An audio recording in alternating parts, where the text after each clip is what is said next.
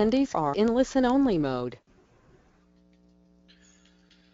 Good morning, everyone, and welcome to today's webinar on Touch Current Testing 101. Today is October 14th, Wednesday, and I'm your host, Syed Abidi, live from Lake Forest, Illinois. It is 10 a.m. Central Time in the U.S., so good morning to all those who are joining us in the U.S., and good evening or afternoon to all our attendees from around the world. As always, we're gonna look at some information on our webinar, who's presenting, who's the host, who's the organizer. So here's our team today. Again, myself, Syed Abidi, the presenter, one of the apps engineers. We also got Bishan Patel today as our one of our panelists, and he will be answering any questions that you may have on our chat line. So feel free to utilize the chat line, and Bishan will be more than happy to address any of your questions. And lastly, we have Allison, who is our organizer today. And a few webinar notes before we get into the actual material. So we, as always, we have a Q&A utility to ask any questions concerning the material being presented. Again, that's where Bishan Patel will be addressing all your questions on the chat line. If you have any issues with the webinar, such as audio, video, or any other issues, with the quality of the webinar, please feel free to address those to Allison, also through our chat line. And like always, this webinar is also being recorded and will be available to view, usually within a day, on our website. So for those who miss out today, you can tell your colleagues to log on to our website, and this recording will be available for viewing. And if you would like a copy of the presentation that we're going to be going through today, please email Allison at allison.oba@arisafety.com. Once again, Allison is our organizer, and she'll be assisting with any technical issues with the webinar. So also, one more thing that I want to mention today is that at the end of our webinar, one of my colleagues, Nick Piotrowski, will be making a small announcement on our IQ-OQ. Basically, he's going to be talking about how we can help our customers perform with their IQ-OQ procedure, IQ-OQ being the procedure most commonly performed by medical companies before they can start implementing the use of any electrical safety test equipment. They need to first run a verification and validation procedure. And Nick will definitely give more details about that. And so he's going to be talking for 5 minutes at the very end. So please, make sure you listen to that valuable information, because I think it's going to be very helpful for especially our medical customers. All right. So before we get into our core material today, let's do a quick recap of our last webinar last month, which was presented by Bishan Patel. And real quick, the topic for that webinar was common methods for testing. It started by covering some of the basic electrical safety tests, along with some examples, videos, and then Bishan talked about some common issues with testing, along with setting the proper test parameters, understanding and differentiating between different types of failure messages. And again, we were focusing on ground bond, ground continuity, withstand, and insulation resistance testing. And then lastly, Bishan spoke a little bit about things to consider before testing. We gave you a checklist of what to do and during the test and after the test, and some general tips on safety, or how you can safely perform the electrical safety testing on your products. So that was a quick recap of the last webinar. And today's webinar is Touch Current Testing 101. And just so you guys know, we've split this webinar into two different parts. We'll have a touch current testing 201 as well next month, and the reason behind that is because we thought that since touch current testing is a very detail-oriented topic, you know, there's a lot of material to cover. We decided to split this into two different sections, and today we're gonna cover the first part. And real quick, what we're gonna be looking at today, we're gonna first start with shock hazards. Of course, before we can jump into what is leakage current, you know, and touch current, we need to understand a little bit about the potential shock hazards, effects of current on the human body impedance. Once again, a lot of this material, you know, or part of this material presenting today you may have seen this if you were following our series of webinars. If not, you know, again, this is valuable information, very good information to keep and to refer to. So, you know, please bear with me. For those who are new to this webinar, it will be, you know, very helpful for them. And once again, all our webinars this year are being recorded and are being archived on our website. So if you've missed out on any of the previous ones, you know, you can always access them. Okay, so next we're going to talk about leakage current. What is leakage current? And we're going to try and differentiate, you know, between the high path leakage current versus the touch current or the line leakage current. And we're also going to, you know, review some of the insulation barriers and, you know, product classifications. Then we're going to talk about what is touch current types. As we know, there's many different types of leakage and touch currents under line leakage testing and how they're measured. I'm going to show you a couple of video demonstrations, and then we're going to dive into the standards. We're going to look at how the standards basically define and describe the requirements for touch current testing. And in doing so, we will also ask you to participate in a couple of polls that we have for you. These polls are, again, you know, as with the last few webinars, these will help us, you know, streamline our webinars and make them better in the future. So please participate in those polls. Okay,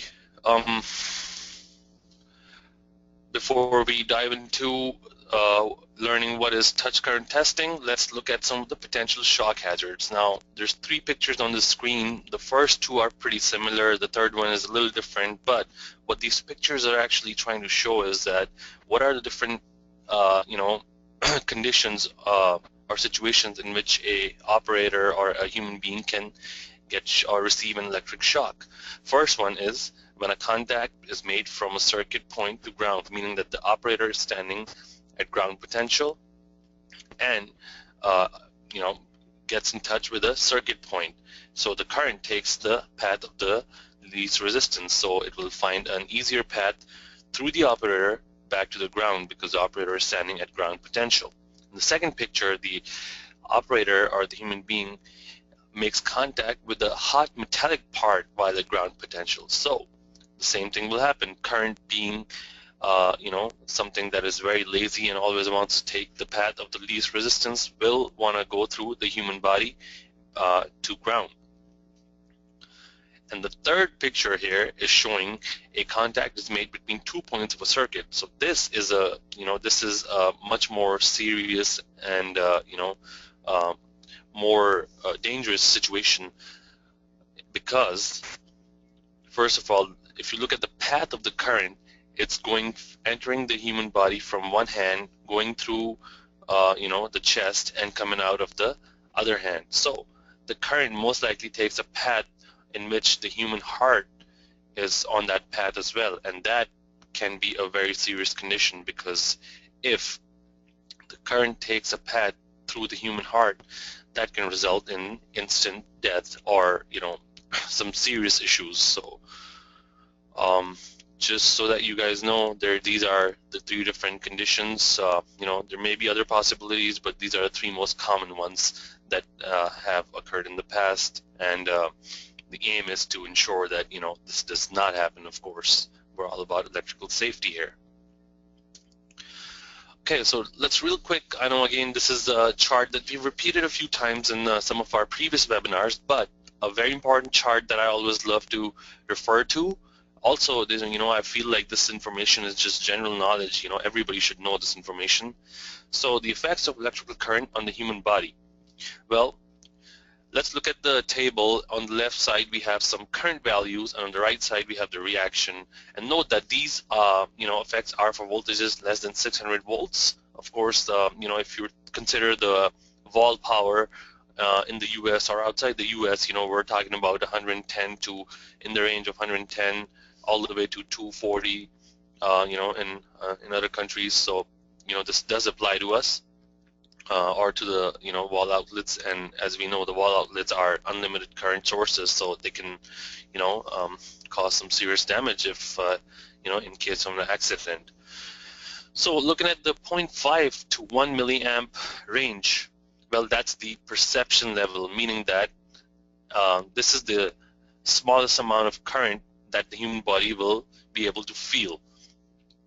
Next, we have the 5 milliamp, which is where slight shock will be felt and there will be a startled reaction. And moving down the list, 6 to 30 milliamps is painful shock and inability to let go. Now remember, we're still in the milliamp range, okay? So, you know, something along the lines of 6 to 30 milliamps can actually cause a painful shock and an inability to let go. Moving up into the current range, 30 to 150 milliamps, extremely painful shock, respiratory arrest, ventricular fibrillation, and possible death.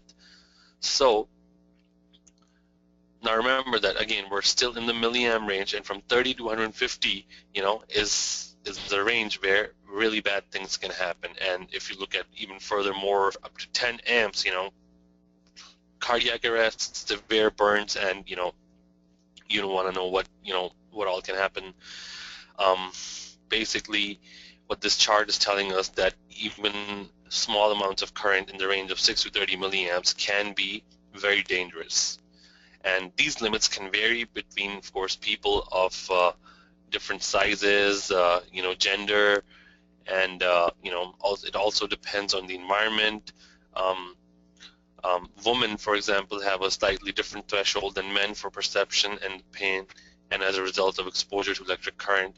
So it really depends on the physical condition of the human being, as well as some of the environmental conditions, and most importantly, the path that the current takes through a human body.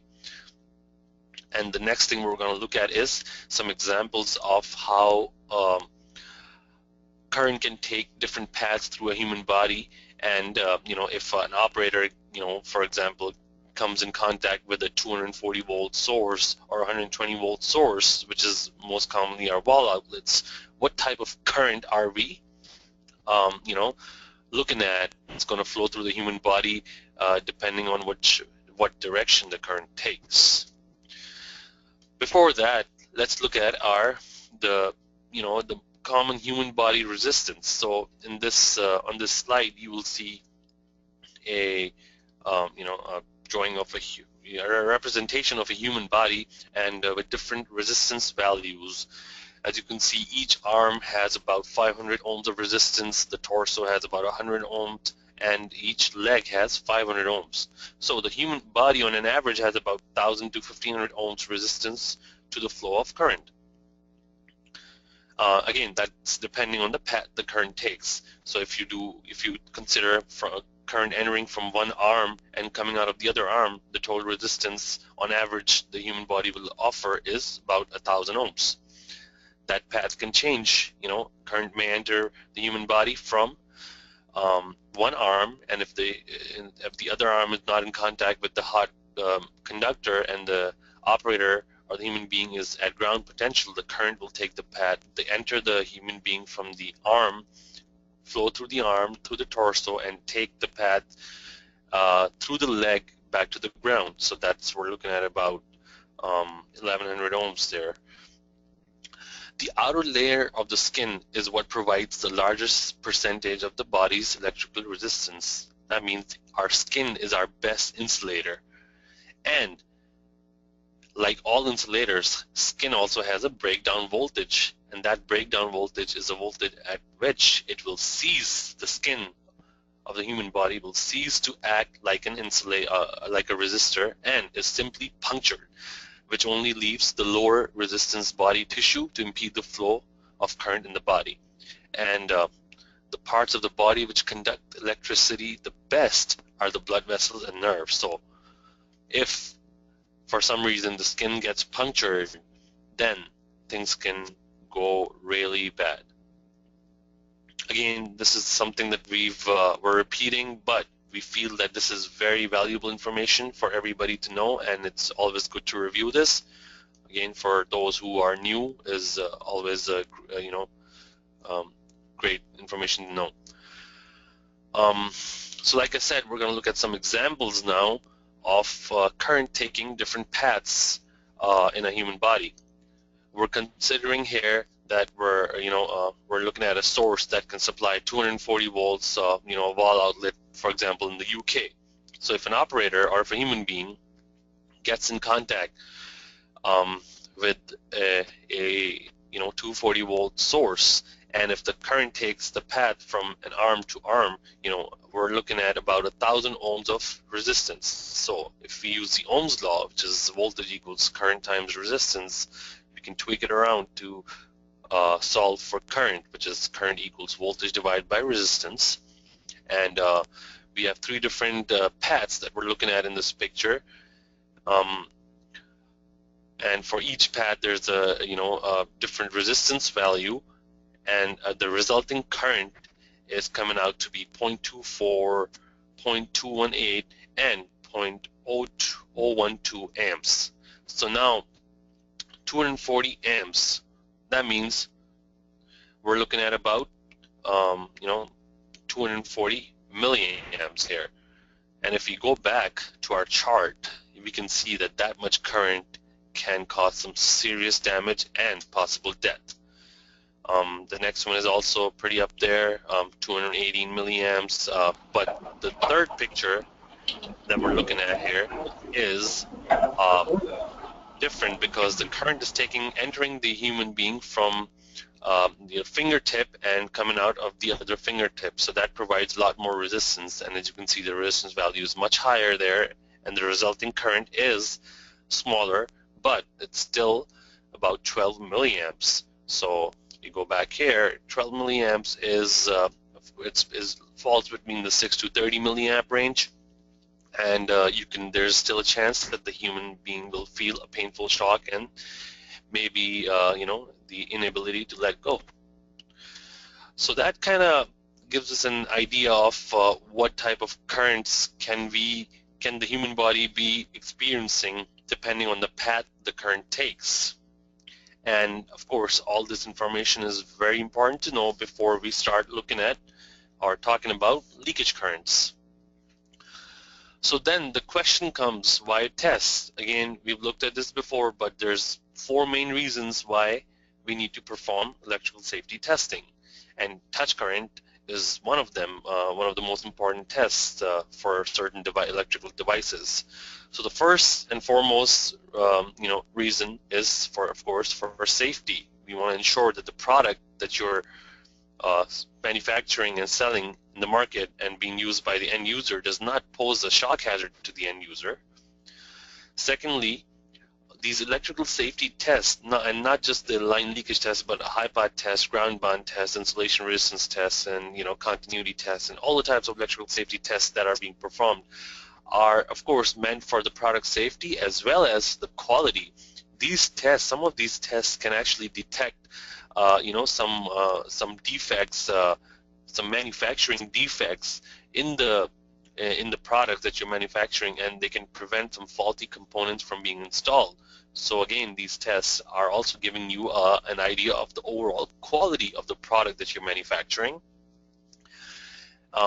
Then we have cost control. These tests can help identify problems in our products before the product is shipped and sold and used by the end user. And God forbid if the end user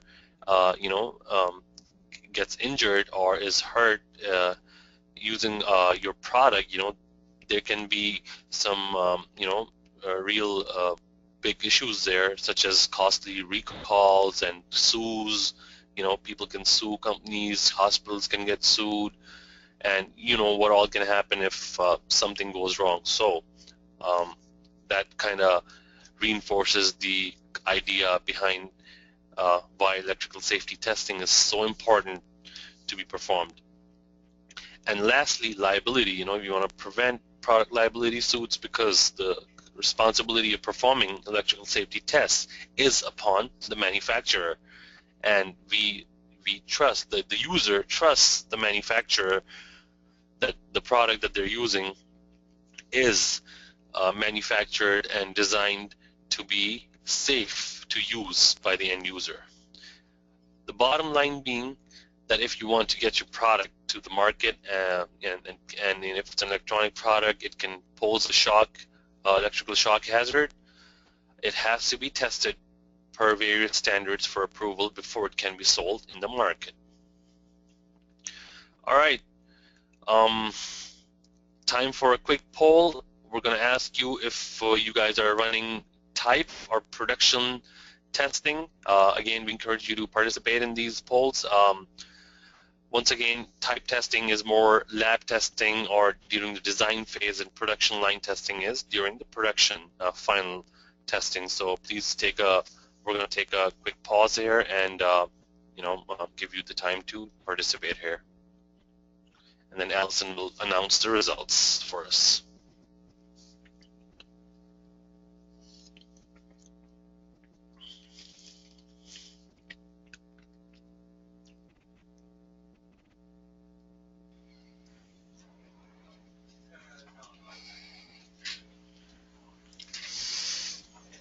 Hello all, thank you so much for participating. Syed, it looks like the results are 24% of people do production testing, 12% of people use type testing, 48% of people use both production and type testing, and 16% don't perform either type or production testing. Thank you so much for participating. All right, thank you, Allison, for announcing the poll results, and thank you all for participating in the poll. It's good to know what you guys are doing, and it seems like most of the people are performing. The majority of the people who participate in the poll are performing both type or production line testing. So that's great. That means you're testing your product at 2 different points. All right, so time to start looking into leakage current. Now, again, for those who've been following our webinars and who have an idea of some of the other electrical safety tests that we are able to perform, we already know that there's leakage current involved with HIPOD testing, and the result of a HIPOD test, gives a measurement of a leakage current that could be in milliamps or microamps, depending on the type of HIPOD test being performed. What is important to know here is that this leakage is slightly different from the touch current or the line leakage that we will be mentioning or talking about. Leakage current is the stray current that actually flows on the surface of a product and through the insulation of a product. So it is that undesired current that we don't want, that we don't want our product to have, and it's that current that we want to quantify to better understand the quality of an insulation barrier. So in this picture, what we're showing you is the HIPOD leakage current, and again, it's divided into 2 different components. Of course, the real component and the capacitive component, and the total leakage current can be measured.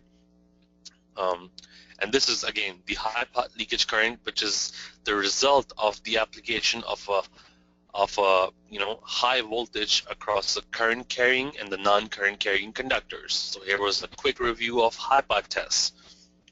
The voltage is applied between your for a three-prong line product, line neutral shorted, and between ground or chassis, and the resulting leakage current is measured. Gives us an idea of how good the product's insulation is. So before we look into touch currents, let's do a quick review on the types of or the classifications of products that we've looked at in some of the other webinars this year. And before that, let's talk about insulation. What do we consider insulation, and what is insulation? Well, insulation is what's separating the power lines from the low voltage circuits. It also separates the power lines from the isolated power supplies and isolates the input power from the chassis or case of an electrical device. So it's the separation between your current carrying and the non-current carrying conductors. And then the other other level of other safety circuit that we have, that most of the electrical products these days have, are safety grounds. It allows dangerous fault currents to return to system ground. Again, as we've seen in some of the previous webinars, we talked quite a bit in detail about grounding and different types of grounds. And as we all know, ground is a safety circuit in our class 1 products, and it's a very low impedance circuit, and it's there to prevent any fault currents to be flowing on the chassis of the product. And for products that do have a ground circuit, are safer to use in the sense that they can, if there is any fault occurring and as a result there's a fault current flowing on the surface, without ground circuit, the low impedance ground circuit will take care of all that current and route it back to ground, safely route it back to ground and protect the operator. It also enables the circuit breakers to open, safeguards against fire, protects against damage to electrical equipment. So ground is, again, a very important circuit to have in electrical products these days. However, the NRTL standard dictates that the electrical products incorporate 2 lines of defense to protect the user from the electrical shock. So then we have all electrical products here can be classified into 2 different classes depending on their insulation type. Class 1 products. Now, as you can see in the picture, Class 1 products have a 3-prong line cord, or in other words, they have a grounding circuit along with the hots and the neutrals. Terminate in 3-prong line cord, line neutral and ground. Ground prong connects to the product chassis. Safety through basic insulation and proper grounding. Excuse me. The next class that we have learned about in the past also are Class 2 products. Well, the big difference between Class 1 and Class 2 products is due to the insulation. Class 2 products don't have a grounding circuit. However, they do have a dual layer of insulation, double insulated products. They terminate in 2-prong line cords with a hot and a neutral, or line and neutral, and the safety is provided through the dual layer of insulation. So it's missing the grounding circuit, but Class 2 products do have a reinforced insulation. Okay, now that we've talked about some of the shock hazards, some of the current examples, how a human body reacts to different current levels and different paths the current can take through a human body, I think we're ready to talk about leakage current types. So we're going to start by looking at touch current. If most of the standards are, for example, here we're going to look at the definition of the touch current as it's described by IEC 61990 second edition, which is the standard for methods of measurement of touch current and protective conductor current. Electric current through a human body when it touches one or more accessible parts of an installation or of equipment. That means this is the current that's going to flow through a human body anytime the human being comes in contact with one or more, accessible parts of an installation or equipment. It's also called enclosure leakage current. Next, we have the protective conductor current. This is the current that flows in a protective conductor, and is also known as earth leakage current, meaning that this is the current that's flowing through the, from the line back to ground. And I know we're talking about touch current, protective conductor current, but what is the big difference, between line leakage current and high pot leakage current, or touch current and high pot leakage current? The major difference is that the touch current is measured when the device or the product under test is powered up during various operation states. We have the medical devices these days are made up of different sub-assemblies that require power and gradually power up the full system. So this is the current that's measured during different or various different power-up operations or operation states. Whereas the high pot leakage current, if you remember from some of our previous webinars, is the leakage current that results, when the product's insulation is stressed with high voltage, and the resulting leakage current is what is important to know in a high pot test. Whereas the touch current is a current that is measured while the product is powered on, and we simulate a bunch of different fault conditions to see how much current is going to flow in different parts of the product, which will come into contact with the human being. The other thing to know here is, along with the fact that the high pot test measures leakage through product's insulation while the device is powered off, the insulation is stressed by high voltage, and the resulting leakage is measured, whereas in a touch current test, the product is powered on. So how is the leakage or the touch current measured? Well, the leakage current is measured through a human body impedance network, also known as a measuring device. Now, based on the standard type, the measuring device is going to be different. Each standard has its own measuring device, but the measuring device, and as we'll see in the next few slides, measuring devices are circuits or networks that basically simulate human body impedance. And the human body impedance is simulated by the MD circuit, and the leakage current is measured using this measuring device under various different conditions, and that includes some fault conditions as well, such as normal and single fault conditions. Well, measurements taken under normal conditions, measurements are also taken under single fault conditions to simulate worst case scenario. And we look at what those conditions are in the next few slides.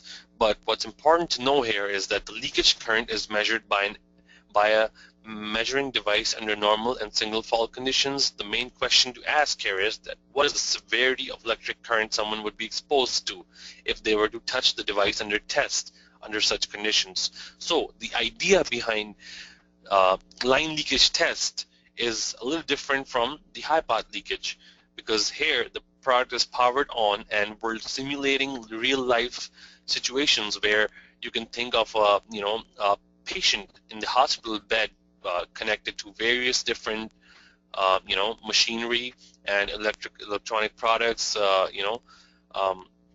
measuring various different vital signs, or taking other measurements, critical measurements of the human being. And for that fact, the human being is in touch with so many different conductors. It is important to test all those electronic products for leakage current, for touch current, to make sure that if something was to go wrong, or if some fault was to occur, what type of leakage is the human being going to experience. And that's the reason why we have fault conditions that we like to simulate and get some leakage current measurements. So here are some examples. Now, before we look into these circuits, one thing I want to mention here is that these pictures or these screenshots are taken out of one of our electrical safety testers that is capable of performing line leakage tests. In fact, all types of line leakage tests, and which is the Omnia 2 Safety Analyzer or Compliance Analyzer. It's an all-in-one device, great machine to have if you're trying to run a full gamut of medical device testing. Starting with your ground bond, continuity, AC/DC, high paths, insulation resistance, functional run, and all your line leakage tests. And the reason I want to mention that is because all these measuring devices are built into our electrical, our line leakage testers, our touch current testers. So, and these are user selectable. So, as you can see, it lists a bunch of different standards, starting with the UL 544NP. Then we have on the top left the measuring device or circuit for IEC 60601, which is the big medical device standard. Then we have some IT equipment and etc. So we have Associated Research has line leakage testers or touch current testers that incorporate these measuring devices, and these are user selectable, and they also show the user the exact circuit that will be used for measurement of leakage current. And again, the measuring device will vary by the product standard, but most of these measuring devices are derived from the IEC 60990-1, which is the standard on the top right that we're seeing. So for those who already are using one of our equipment, they'll have a much better idea of what I'm talking about. But for those who are not yet our customer or don't have one of our leakage testers, this is how the measuring devices are displayed for the user to look at. So this brings us to a point where we want to show you a quick video of how line leakage parameters can be set, and that will give us a much better idea of how line leakage tests can be programmed. So what I'm going to do is, I have a long video of line leakage tests, but I'm going to show up or play a part of this video which talks about setting up the line leakage parameters. Now, as we all know, with line leakage testing, the first thing is we want to set your high and low limits for the leakage, and these are most likely given out by the standard that we're trying to use. Then we have the voltage high, voltage low settings. I'm going to pause it here for a second here and kind of go over these parameters again. So first up, leakage high and leakage low, and we'll understand these a little more once we start looking into the different standard types and what the standard is requiring the user or telling the user for failure thresholds. Most standards will give you a value that the earth leakage current shall not exceed a certain value. So based on those numbers, we can set our leakage high and leakage low failure thresholds. So if the current exceeds the leak high, you'll see a failure. The instrument will display a failure, and if the leakage current measurement stays below the leak low value, then again, we know there's something's not right because we're expecting at least this much leakage. Then what we have is the volt high and volt low. Once again, the important thing to know here is that all these parameters are user adjustable, and we are looking at the Omnia 2 series of compliance analyzers.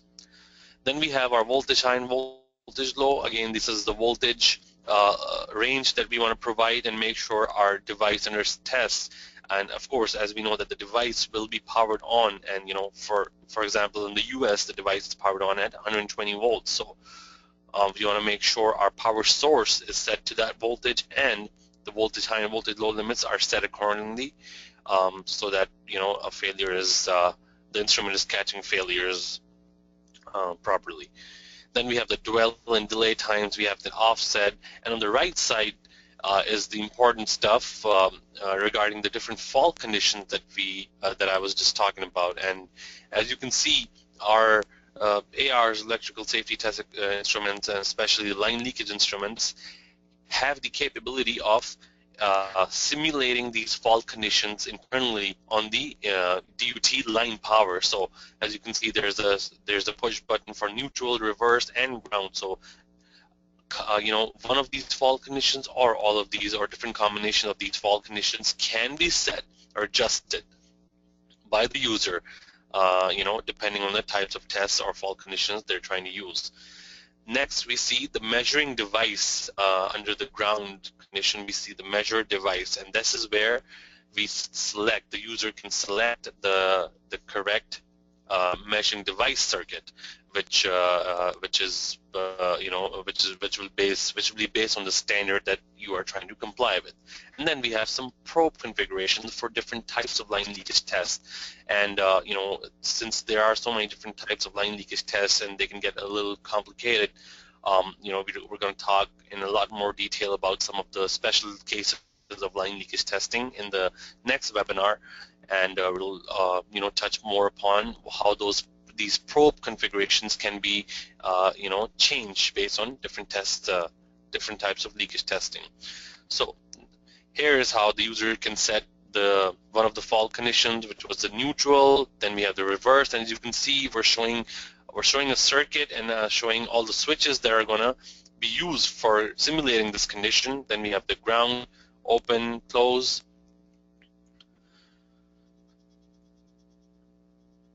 And then once we have set all these parameters, what is important to know is that all these parameters, again, they are user adjustable, and the user can program multiple different steps for different types of line leakage tests. So for example, one line leakage test step could be with no fault conditions. The next one, we can start introducing maybe an open ground, open neutral, or reverse polarity. So based on that, the user can basically customize their test files and test setup based on their test requirements. And again, those requirements are going to come from the standard. Here's a quick example or a picture showing a device under test being connected to a leakage tester, and really what that's showing is this is the circuit representation of what's going on during a line leakage test. Again, what's important to know here is that since during a line leakage test, the device under test needs to be powered on, that kind of tells us that we need a source, right? An AC source. Now, some electrical safety testers, and specifically I'm talking about Associated Research electrical safety testers that can perform line leakage testing, some have an built-in internal AC power source. Of course, it's got its own limitations in terms of how much current it can provide, how much juice it can provide, or how much power it can provide to a device under test. And then some of the other line leakage test models are capable of connecting to an external AC source, so to provide the DUT power input. So in this picture, we can see that the device under test on the right side, the line cord can plug into the device, and there's a bunch of different switches S1, S2, and S3, and these are the switches that basically enable our instruments to simulate the 3 different fault conditions or combinations of those fault conditions. And in the next few pictures, we'll see how that works. So right now, what we're looking at is a normal condition, meaning that everything is normal, the ground is closed, the polarity is not reversed, and neutral is not open. However, in the next picture, what we will see is the open neutral condition. This is one of the fault conditions. Now, this fault is inserted or simulated by the line leakage tester. So the user does not have to externally create this fault. And this is this is a great feature of our line leakage testers, is to be able to simulate all these fault conditions that are required by the safety standards. So we have the open neutral condition. As you can see, switch S1 is open and opening the neutral, and we have the measuring device between our ground and the DUT. The next condition that we're looking at is the reverse polarity. As you can see, the switch is the dual switch S2 has switched in the other direction, creating a reverse polarity condition, and the resulting leakage current when the device is powered on and running under a reverse polarity condition is measured by the measuring device. And lastly, the third fault condition that we were talking about is the open ground condition. Now, this is important to know because if you think about it, with a closed ground, like in the previous picture, the ground is closed, there's hardly any leakage being measured through the device under test, because what we're doing essentially is by closing under a closed ground condition, the measuring device is basically shorted and nothing is flowing through the measuring device. Whereas once the ground opens, we get some real leakage through the device under test. So even though open ground is a fault condition, really, if you think about it, any current that you're going to measure, will be, any current that's going to flow through the device under test should be during an open ground condition. If the ground is closed, you will still see some leakage, some stray leakage, but the real leakage that you're trying to see is going to be when the ground is open. And again, that is considered a fault condition. So we'll keep this, since we're running a little bit short in time here, we're gonna skip the video and look at the standards real quick. IEC 60601, medical equipment. As you can see, the standard 60601 for medical equipment is calling out for products being tested in normal conditions, single fault conditions. The important thing here is that the product should be tested or must be tested with the supply rated at 110% of the mains voltage. Now this is where it's important to know that an adjustable AC source will be required to provide the 110% of voltage, which means for a 120 volt rated product in the US, the test must be performed, or the device under test must be powered up at 110% of 120 volts, which is 132 volts, and should be tested at the rated supply frequency. And on the right side, under the pass criteria, you can see that the earth leakage current is being called out for less than equal to 5 milliamps for normal conditions, and or 10 milliamps for single fault conditions. The touch current less than equal to, it's a lot more smaller, of course, 100 microamps with the normal conditions, 500 microamps with single fault conditions. So as you can see, the standard is actually calling out, or giving the user all the information that is needed to set up the test parameters, starting with the voltage, the frequency, and the current failure threshold. So based on these numbers, and you know how we saw when we were programming a line leakage test in the Omnia, the user should be able to program properly a line leakage test with the appropriate failure thresholds. Next, we're looking at another example from the standard 61010 for laboratory equipment. In fact, this is the standard that our test equipment falls under as well. So our equipment being, also considered electronic equipment, needs to comply with, some certain standard to be able to be sold in the market. So Associated Research has to make sure that their equipment is, complying with the standard. And as you can see, the conditions are, somewhat different from the medical standard. Leakage current is, under normal condition less than equal to 0.5 milliamps, or under single fault conditions less than equal to 3.5 milliamps. Next, we're looking at IEC 60950, which is the big standard for the IT equipment. Again, it's asking the requirement. There's a requirement for tested at rated voltage. Now remember that for the medical standard, we saw tested at 110% of rated voltage. So all this information, again, is always provided by the standard, and it is, we highly encourage all the users of electrical safety test equipment to refer to their safety test standard that they're trying to comply with, because that's their best resource of information in terms of setting up in the appropriate tests and parameters, as well as requirements. That leads us towards the end of our webinar, but before we leave, one last thing I want to mention is that please, we're going to leave you with a poll question, which is our second poll, and we're going to ask you which standard are you trying to comply with. And then after that, I'll have some ending comments, and then I will give out 5 minutes for Nick to make a very important announcement on our IQ/OQ procedures and documents that can help you out with your qualification procedures. And then we will leave some of last few minutes open for any questions that you may have it's a good thing if you have questions. I can always address them and everybody can listen to them. So take this time for the poll.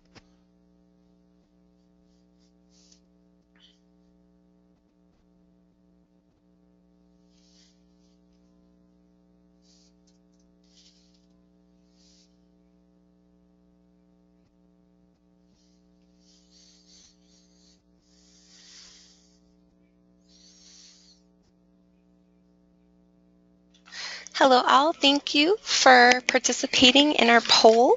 What safety standards do you test your products to?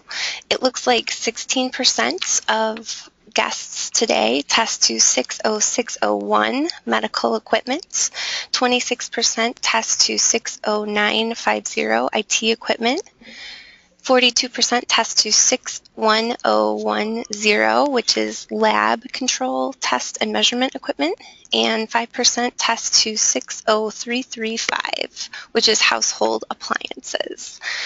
I haven't gotten any others in the chat box, but 11% do test to another standard. Thank you all for participating. All right, thanks Allison again for announcing their poll results. And as expected, the poll results are all over the place, meaning that you guys are, of course, and as expected, there's so many different types of standards, and you guys are, manufacturing various different types of products that fall under different standard categories, and therefore you guys are using, standards, various different standards that you need to comply with before you can put your products out in the market. So that's very valuable information for us. Thank you so much for participating. This is where I would like to let Nick make his announcement real quick, and stay with us because I'll have some ending comments. And Nick, if you're ready, the stage is yours. All right, thanks, Syed. Can you hear me? Yes, I can hear you fine. Okay. So sorry about the music in the background. Actually at a coffee shop right now, and hopefully the connection doesn't cut out. It's been a little spotty today. But in any event, we presented this information in a couple webinars, and I just want to be sure that everybody understands the purpose of these documents that we are giving temporary access to. Basically, anybody who's done medical and anybody who's been involved in a lab setting is going to be familiar with a qualification process, installation qualification and operation qualification. And basically what that means is they're responsible for essentially taking a system and ensuring, is this system doing what it's supposed to be doing? You have to prove that it's taking proper measurements and that it's set properly. So Syed, if you could please click on, I don't think I have the access to the link, if you could please click on the link. Sure. To take us to the page.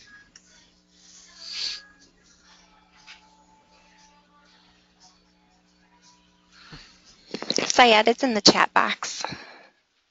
It's in the chat box, okay. All right. Wait, hold on. Hold on a second. Let me see if I can do this. Syed, All right, I got also, you got it? Okay. So we're going to provide access to this link to everybody who's attended this webinar. And if you click on it, what you're going to get access to is 2 documents. You have the Audit Survival Guide, which is a separate document. The one that I'm really talking about here today is our test qualification document.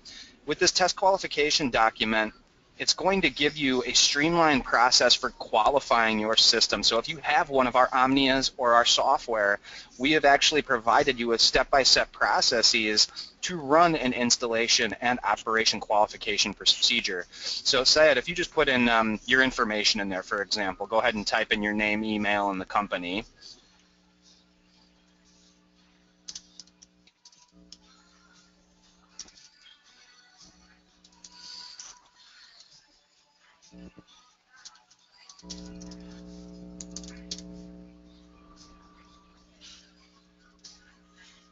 There you go. So then say sign up.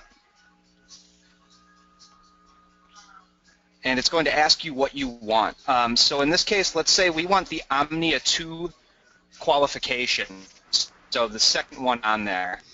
So for our customers that own an Omnia 2 and want to perform an installation and operation qualification, you're going to download this zip document. And it's a larger file size. It's about 16 megs, but that's because it contains a lot of good information as far as the system setup is concerned. And I'm really glad you're doing this, Syed, because that download would have taken forever on my computer right now. Mm-hmm. So once that downloads, that file, go ahead and open it. And when you open it, you're going to see a series of documents. And that's the main reason I wanted to talk to everybody about this, because the navigation of the documents themselves can be a little confusing just because the IQOQ process is quite extensive and includes not only an overarching parent document, but also an FMEA, which is a failure modes and effect analysis, which goes hand in hand with the rest of that documentation. Looks like your connection speed isn't much better than mine right now. Yes, I can see that, Nick. I don't think it's fast enough. It still says 4 minutes, so I mean we can give it a couple of minutes and see it's reducing and going up. So yeah, we'll see. I mean, we'll see what happens. there. We're almost there. Yeah. So we'll give it a couple minutes, and if we still have problems, then we can discuss it on another level. But I have access to these documents as well directly from our cloud server, so we can take it from that standpoint. And actually, let me look at that very quickly as a backup.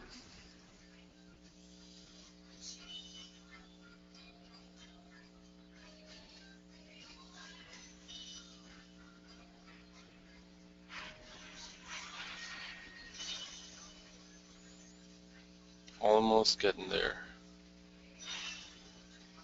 All right, so if you want to, oh no, it looks like you're almost there. Yeah. Okay.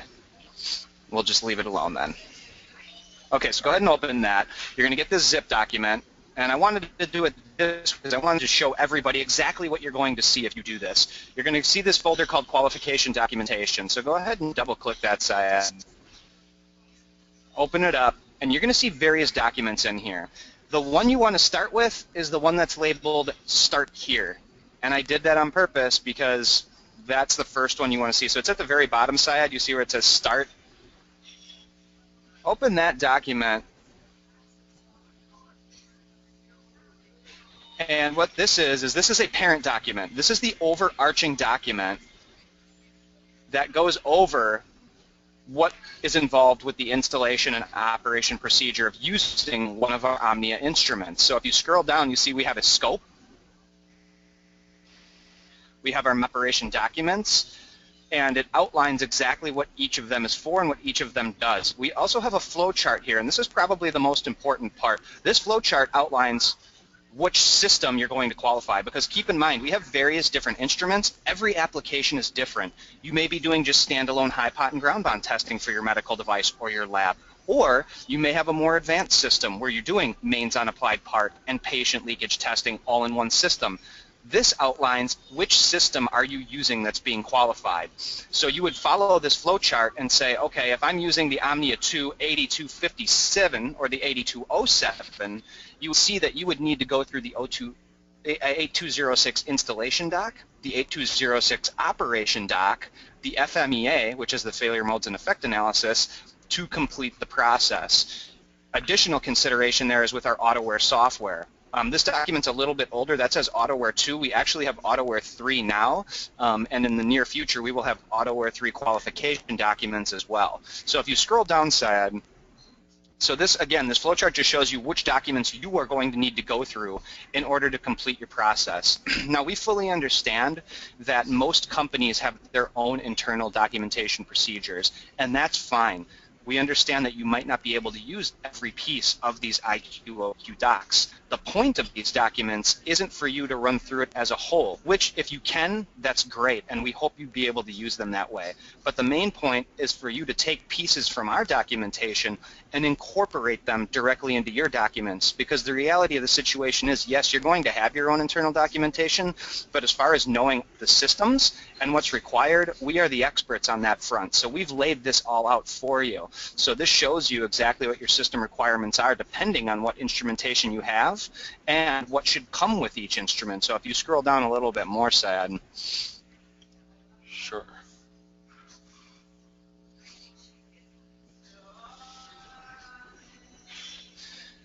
Then we just get into acronyms, and that's the actual, that's all that's with the parent doc. The parent doc is just a general guide to show you what you need to go over. So very quickly, Syed, if you go back to that folder, the qualification documents folder that you opened before, open up the 8206 installation guide. So if you were installing an 8206 or an 8207 complete high pot and leakage tester into your system, you could run through this document to do it. It tells you the equipment description, what it's used for. It gives you various connection diagrams depending on exactly which system you're using, and then you could, if you wanted to, cut and paste these diagrams directly into your documentation to help you streamline your IQOQ processes. And that's the point of this, to help you streamline, because we know this is an extensive process. I've run through this process with customers. I know how tedious it can be, and that's why we created these, to help you guys streamline this process. So as you can see here, we have a complete description of each of the different systems and exactly what we're doing with each one. So I just wanted to talk about this very briefly to kind of give you a little bit of guidance on how to use these documents. And Syed, you can go ahead and close that out. If you guys do want access to these documents, we certainly have the link. Feel free to download them. We are providing temporary exclusive access to the people who are attending these webinars to be able to see these firsthand. And we are more than happy to help you go through these documents as well. So if you have questions, feel free to contact us. On the next slide, Syed's going to close it out, and he's going to give you information on how you can contact us directly to get that help. But I appreciate your time in looking at that, and hopefully you find use with these documents. All right, thanks a lot, Nick, for this valuable information, and happy birthday as well. So here's the information that I wanted to share with you guys. Is if you would like to get a copy of this presentation, feel free to email Allison at the following email address. Also check out our website. All our webinars are recorded and uploaded on our website, so you can access any of them, any of the previous webinars if you've missed any. Also follow us on LinkedIn, YouTube, and Twitter. And here's here's some information on our social media. And lastly, I want to thank you all for being patient and joining us today from your respective countries or cities, time zones. Hope you guys have a great week, and hope you guys learned something out of this webinar. Do join us next month for our webinar, for the second webinar on line leakage testing, where we will basically continue where we left off and go into more details about leakage testing. And at this time, I'll leave some time open for any last-minute questions that you may have. But other than that, thank you all very much for joining us today.